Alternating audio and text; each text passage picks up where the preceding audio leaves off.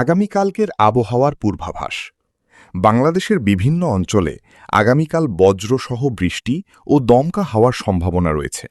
বিশেষ করে ঢাকা, খুলনা, বরিশাল, চট্টগ্রাম ও সিলেট বিভাগের কিছু জায়গায় কালবৈশাখী ধরনের ঝড়ো হাওয়া ও বজ্রপাত হতে পারে। দক্ষিণ পশ্চিম বঙ্গোপসাগরে সৃষ্ট লঘুচাপের প্রভাবে দেশের আবহাওয়ায় অস্থিরতা বাড়ছে। বিভাগভিত্তিক সম্ভাব্য আবহাওয়া। ঢাকা বিভাগ, দুপুরের পর থেকে বজ্রসহ বৃষ্টি ও ঝড়ো হাওয়ার সম্ভাবনা। চট্টগ্রাম বিভাগ, ভারী বর্ষণ ও বজ্রপাত হতে পারে কিছু এলাকায়। সিলেট বিভাগ, মাঝারি থেকে ভারী বৃষ্টির সম্ভাবনা বেশি। খুলনা ও বরিশাল বিভাগ, দমকা হাওয়াসহ বিক্ষিপ্ত বৃষ্টি হতে পারে।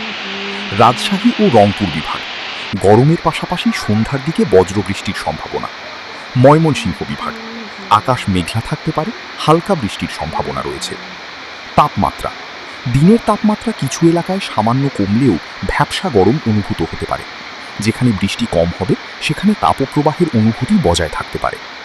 সতর্কতা, বজ্রপাতের সময় খোলা মাঠ ও গাছের নিচে অবস্থান না করার পরামর্শ।